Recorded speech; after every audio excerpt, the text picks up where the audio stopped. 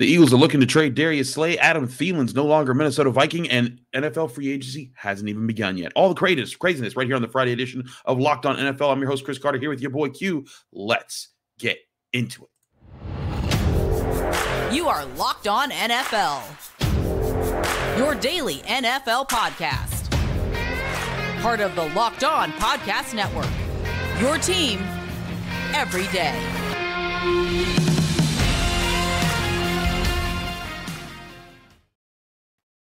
Welcome to the Friday edition of the Locked On NFL podcast. I'm your host, Chris Carter, here with my friend and co-host, your boy Q. And we're here bringing you all the latest NFL news right here on the Locked On Podcast Network. You can download this show on your favorite podcasting app, but especially you can watch this on YouTube. Like the video if you enjoy it. Subscribe to this channel to get all of our daily Monday through Friday episodes, as well as all of the bonus content that comes here on the Locked On NFL podcast channel.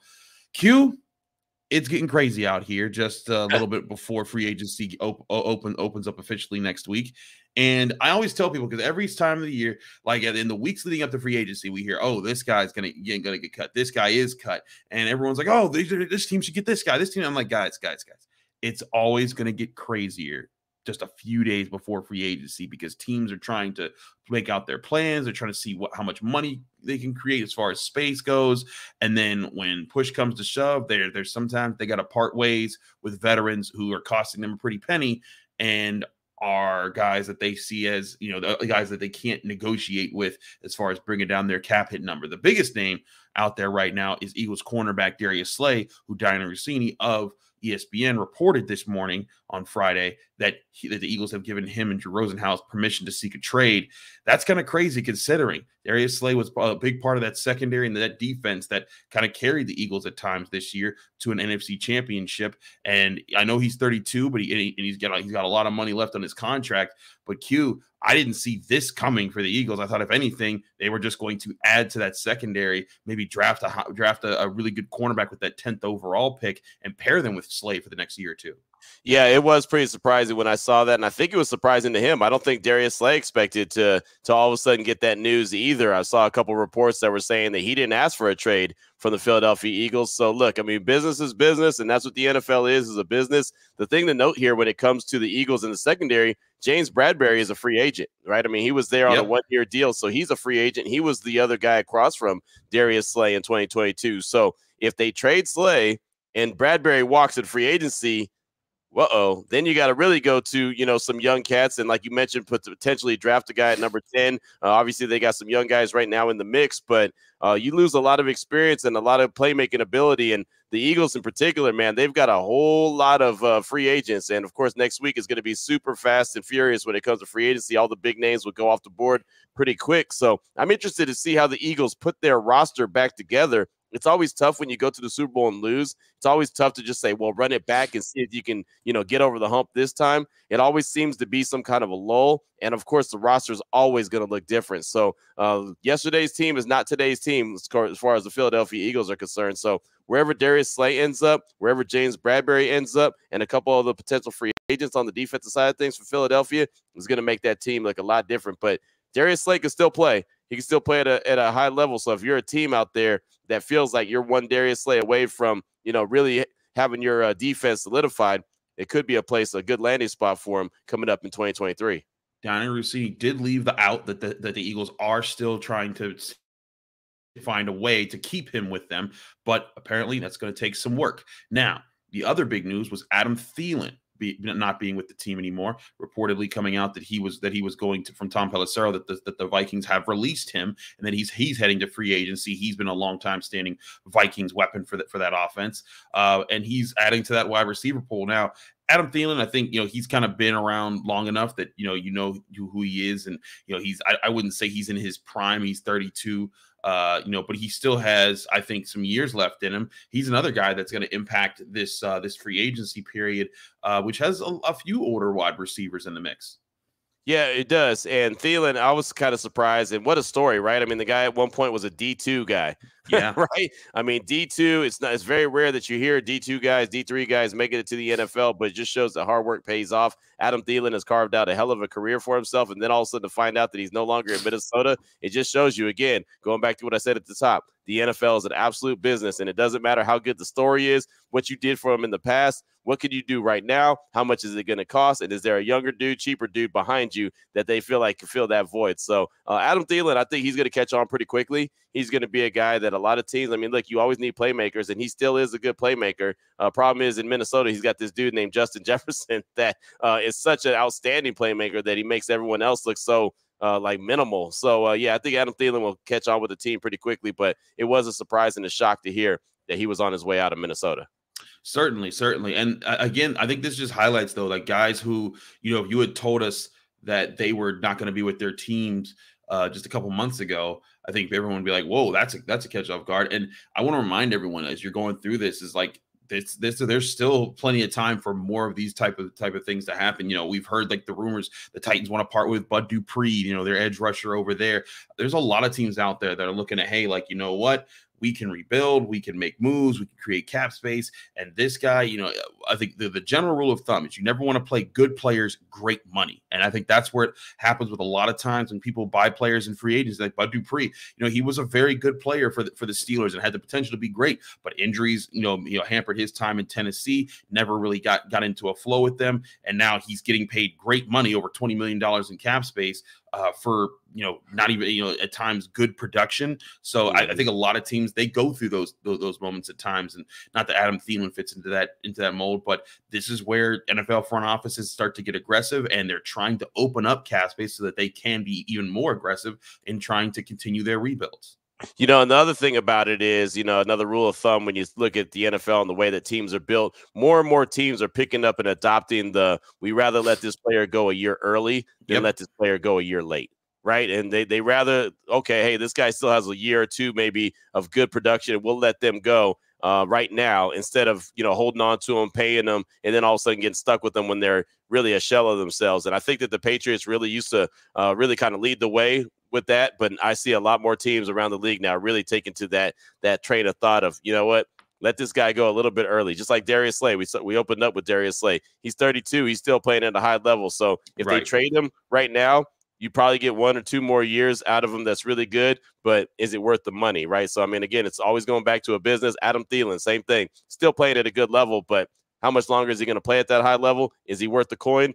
Well, to Minnesota, obviously not, so they moved on. So that's really what free agency is. And so next week, when all these teams are spending a lot of money, like you said, spending great money on good players, there's a reason why. There's a reason why these teams have allowed them to go and test the market. And so you'll see a lot of fan bases get super excited and fired up about the player that their team just attracted. But how long is that team going to really reap the benefits of that player? Because we know a lot of times free agency is really like fool's gold.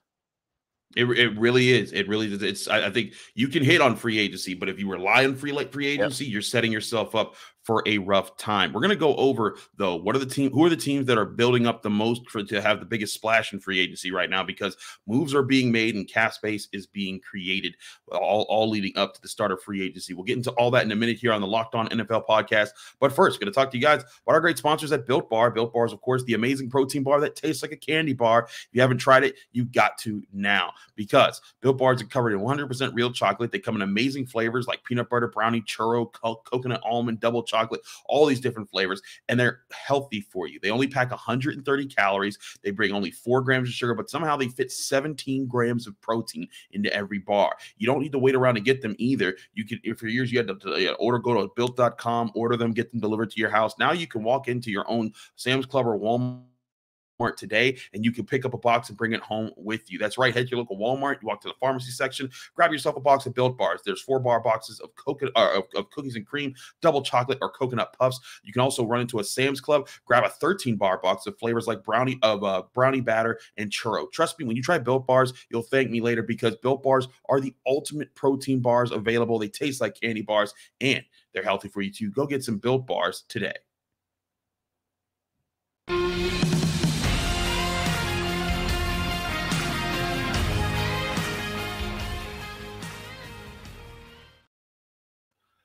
Back here on the Locked On NFL podcast, the Friday edition with Chris Carter and your boy Q. Q, teams are getting ready for free agency, and they're making moves. They're creating space. It was reported by Marcel Louis-Jacques of ESPN saying that the Dolphins have now cleared up to $56 million in cap space in just this week alone. That coming also Adam Schefter saying that they converted Tyreek Hill's $10 million roster bonus and $16 million salary into a $24.8 million bonus.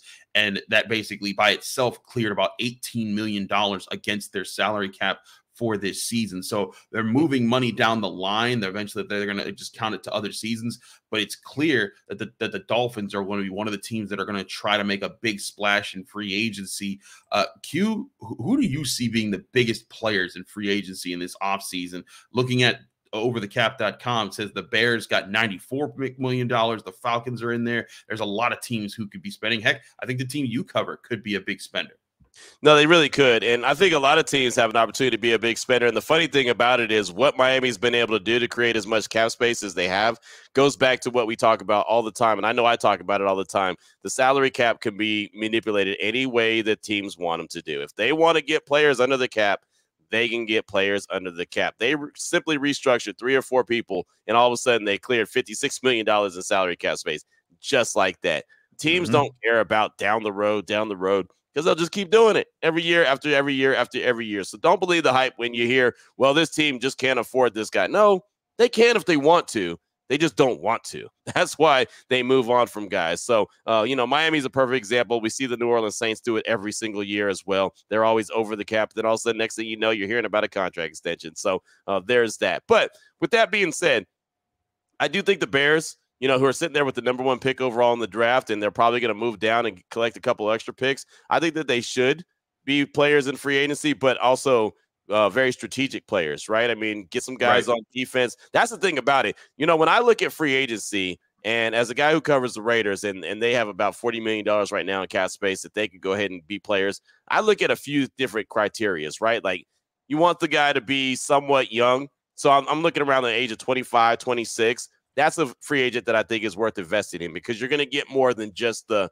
1 year production, or you hope you're going to get more than the 1 year production. For example, the Raiders got Chandler Jones last year, only ended up getting 4.5 sacks out of him. He was 30, 31 or something. So it's kind of like that's more than what I would like to do. I'd like to see guys around the 26-year-old range, guys that you still feel like are going to be productive. So when you give them the money, you feel like you're going to get some good years out of them.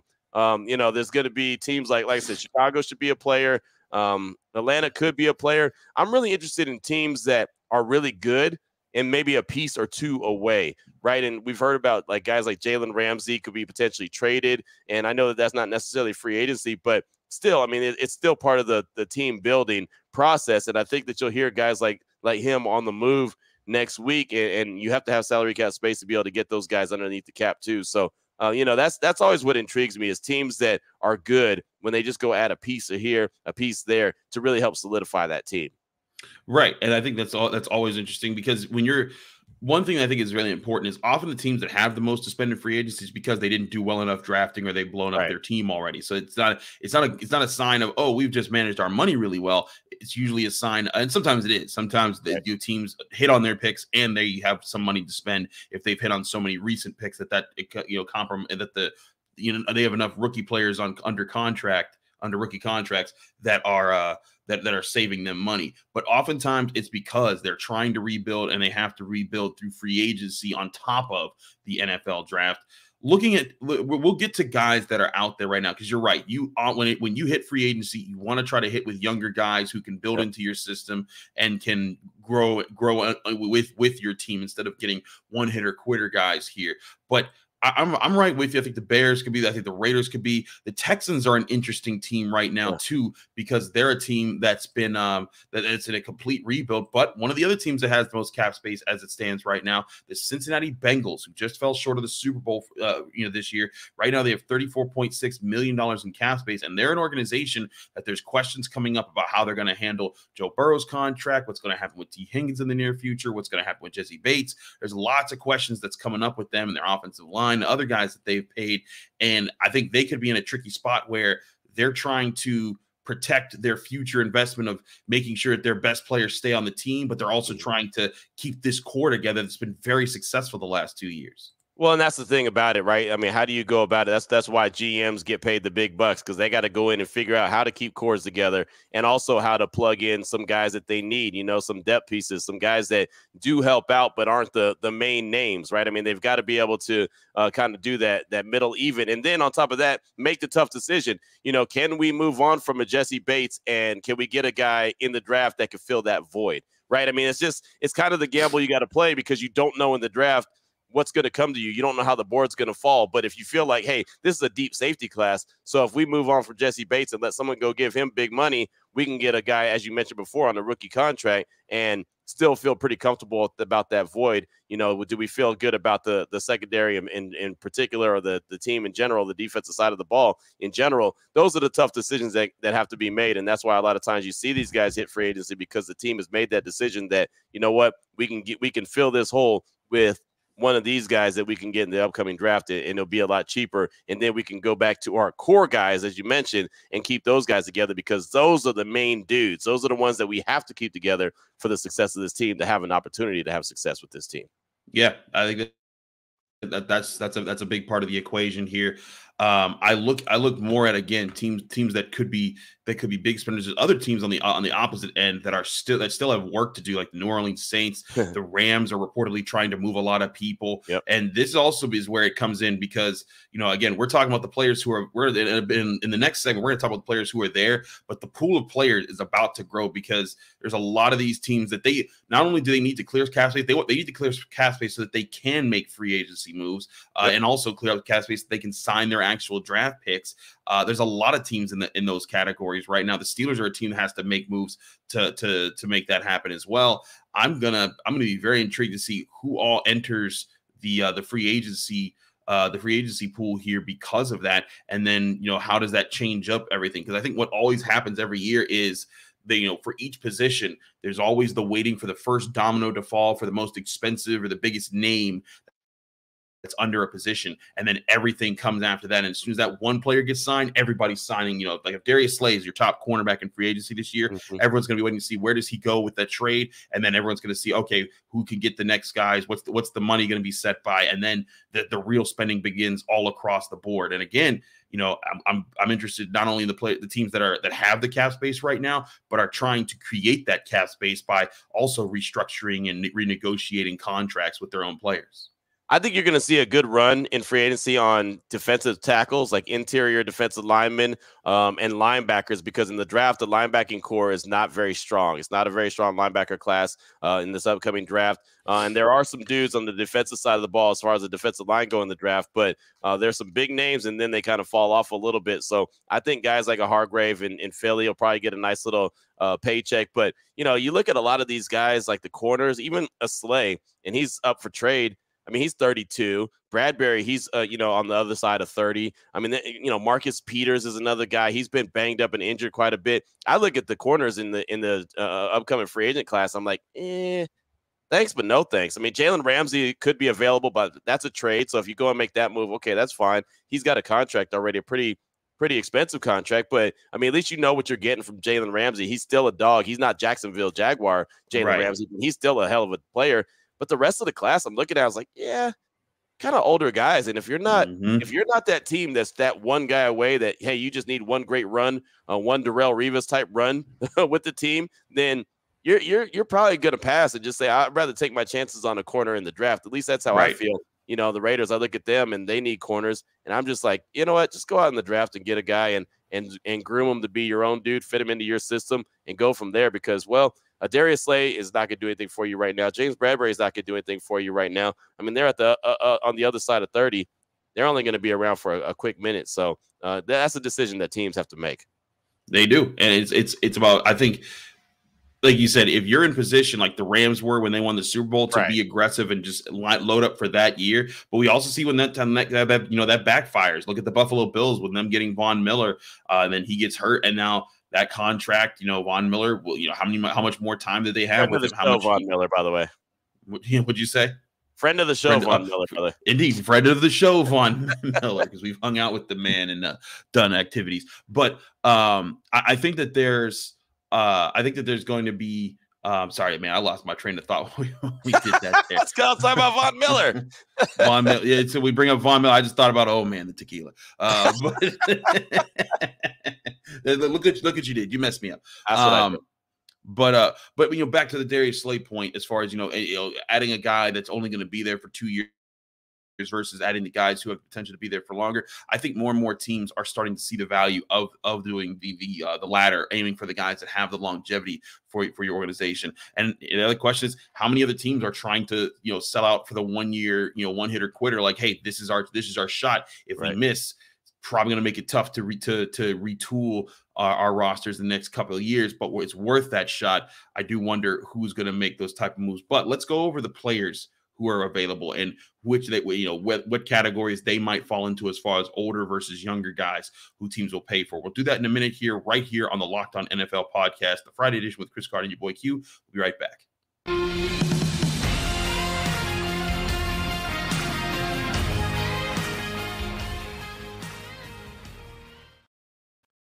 It's the Friday edition of the Locked On NFL podcast. Chris Carter, your boy Q. We've gone over some of the biggest news of the Friday with Darius Slay and Adam Thielen. We've gone over the teams that look like they could be the biggest spenders in free agency. Now it's time to go over the players that are in free agency. And Adam Thielen aside, I think this is an interesting year to go over guys.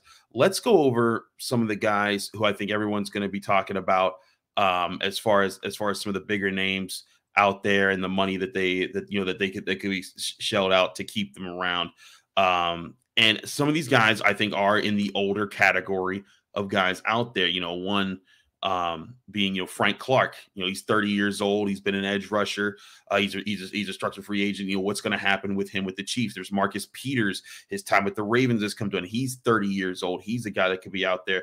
But there's also guys like Yannick Ngakoue from the Colts at 28 years old. Javon Hargrave at 30 years old. Jesse Bates is probably. I think Jesse Bates is one of the biggest names at 26 years old. If the Bengals can't, that's the wheelhouse. 26 years old. That's the wheelhouse for me.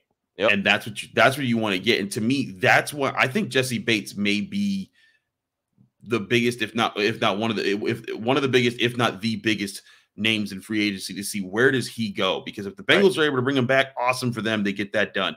But if they're not, and he gets paid a super duper contract by somebody else, I think that could be like the when I was talking about the first domino to fall, that'll be a big domino that falls in free agency with whoever grabs him.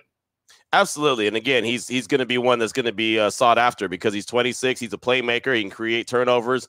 He does a good job at the back end for Cincinnati. And so, again, if you're going to get a free agent, you want to get a guy who's around the 26-year-old range because not only is he going to give you the year that you sign him, but he's going to give you multiple years that you can kind of help build around that guy. He's got an opportunity to get one more really nice contract, especially at the back end of the secondary. I just think that he's a guy that is going to probably go off the board quick. When you hear the tampering period open up, he'll be one of the first names that you hear different teams being ready to sign on the dotted line come the 15th when the new league year actually officially opens up. But those are the kind of guys that I look for, especially if you're a team that's not ready to win right now, but you feel like if you get a couple core pieces in the mix right now and you blend them with a bunch of some young guys from the draft as well and feel like you have a pretty good team, you can make a run. So, I think Jesse Bates will be a guy that you see targeted early and often by many teams come up next week. Another big name, Orlando Brown, the left tackle from the Chiefs. He's 27 years old. He's intriguing to me, man. He's intriguing. And again, being a guy that covers the Raiders, so I obviously see the Raiders play the Chiefs twice a year. This is weird only because the Chiefs, remember, they traded with Baltimore for him to begin with. He wanted to be a left tackle. He was a right tackle in Baltimore. He wanted to get left tackle money, so he went to Kansas City by way of trade. They franchised him, and then all of a sudden the news came out that they weren't franchising him again, and it made me think like, wow, but he really didn't have a great year last year, but they gave up trade and draft capital to go and get him. I guess when you've won the Super Bowl and you win the Super Bowl, you can make tough decisions like that, where most teams, after giving up draft capital to get a guy, they'd be like, well, we got to hold on to him now.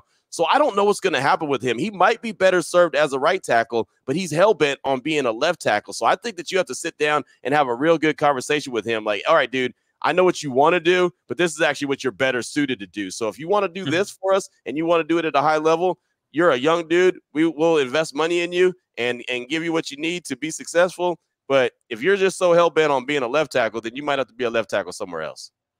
Another big name out there is Tremaine Edmonds, Bills linebacker, who it looks like the Bills aren't going to be able to keep because he's going to demand too much. He's another guy, 25 years old, very young. He could be another key player, and his athleticism still is shining through. And I think that he's going to be I don't think Tremaine Edmonds is in his prime yet. I think that he's entering his prime as far as a linebacker range there. He's another guy I could see costing a pretty penny, and also be one of those market setter, like once he goes, then everything else starts to go type of players there. Where do you see him fitting in, or do you see him as a bigger player? Because he hasn't exactly been like, no one ever puts him as the best linebacker in football, but he's always one of those highly respected guys that can play the middle of the field. Well, I'll tell you this. I think he's going to have a very big market because of something I said earlier, where the linebacking class in the draft is not large. It really isn't. I mean, there's a few linebackers that are really good, but for the most part, this is not the year. If you need a linebacker and you want to dip into the draft, you better get them early, because there's not a whole lot of them. So I think he's going to have a large market. Edmonds has been a good player. I mean, he's not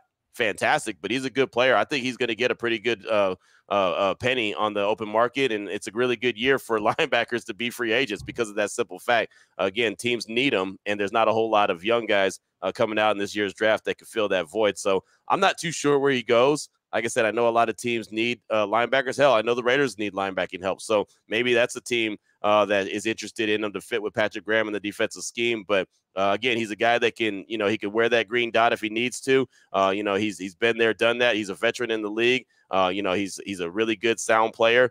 Do I think he's elite? No, but I think he's a good enough player. Elite players very rarely hit the open market. So, I mean, there's a reason why he's going to be a free agent. But, if you're willing to give up that coin, that could be a good addition to your team. Who are some of the guys you're looking at in free agency, Q, as far as guys who can still create, whether they are in the older branch of guys or they're in the younger age range, as guys who can kind of recreate their career somewhere else? Well, my favorite guy is actually, I don't think he's going to end up going anywhere, and that's Daron Payne in Washington. They hit him with the franchise tag, and any team that makes a move for him, they'd have to give up 2 first-round picks, similar to Lamar Jackson, but that's a whole nother conversation. But Daron Payne is really my guy, man. I think he's just coming into his own. He had a hell of a career year last year in D.C. with 11.5 sacks from the interior. You need guys like that, man. You need those dogs that can get to the quarterback and collapse the pocket from the defensive tackle position. So that's definitely one guy that I'd be paying attention to. But like I said, they hit him with the franchise tag. I'd be interested to see if they actually go through and hold on to that franchise tag. They have a lot of money tied up into the interior that Washington defensive line. So I'm interested to see if they actually hold on to that or if that's just a placeholder for now. But he's one guy that I really have my eye on. Outside of that, I think Levante David, the linebacker, again, going back to linebacker, is not a deep class when it comes to the draft.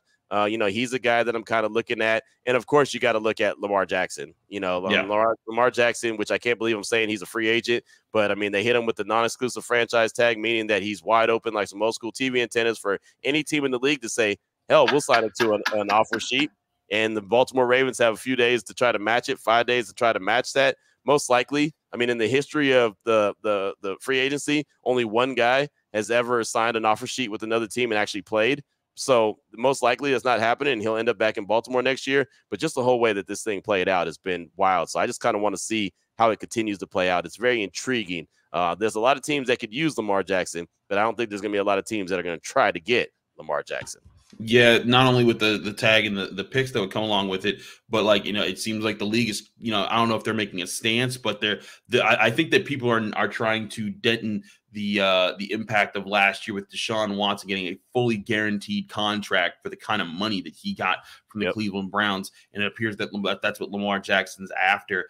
I think that Lamar Jackson, if he, because again, it's not like the Ravens haven't offered him money. They've offered him money, but he wants a contract that's structured differently so that he doesn't have to worry about, if he gets injured, how much money would he be out? And, frankly, other sports do this. Baseball, it's once you sign a contract, that's your contract, and you get paid that money. It's just not the same way in the NFLPA, but the owners, they don't want that to change. And I think that's going to be very interesting as we go throughout the rest of this process to see what's the impact on Lamar Jackson's, bid for getting that kind of a deal. Would someone get desperate? Because we sometimes hear these stances where teams aren't going to fold, they're not going to buckle, they're going to try to stick to what their philosophy is. But then injuries happen or financial concerns happen. We look at the Browns last year. Deshaun Watson visited them. It kind of went and came. He went to Atlanta, and then Baker Mayfield caught wind of the visit visit and then was like, "You've disrespected me," and then all of a sudden they're like, "Crap, we're about to be without any quarterback. Deshaun, we'll offer you the boat," and they did, and they gave him everything, and now that's kind of set the tone for.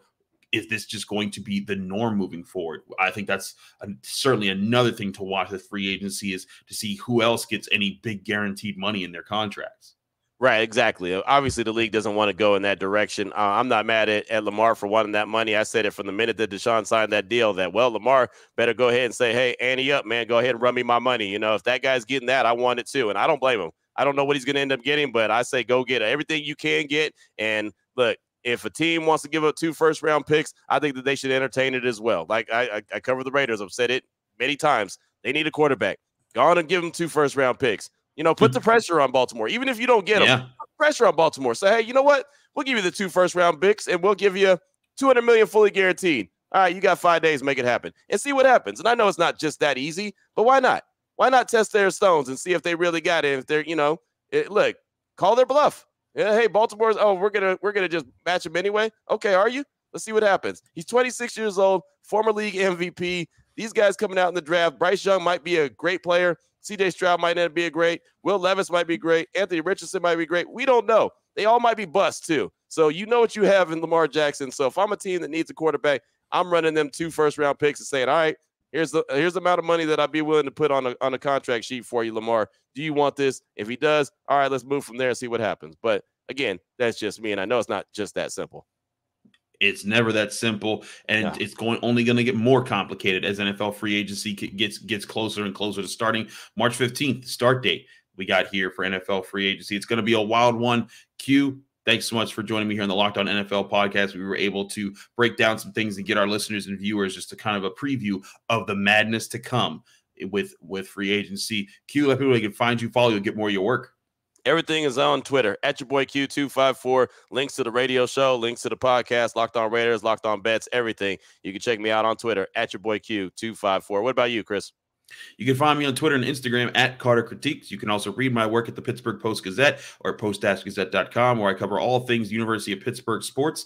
Also, I do the Locked On Steelers podcast, just like Q does Locked On Raiders. You can find all our shows, including this show, on all podcasting apps, but especially on YouTube. Like this video and all our videos. If you're enjoying them, subscribe to our channel to get all of our daily Monday through Friday episodes. Again, thanks again for checking us out this week. We'll be back Monday, getting you ready right here on the Locked On NFL podcast as free agency inches closer.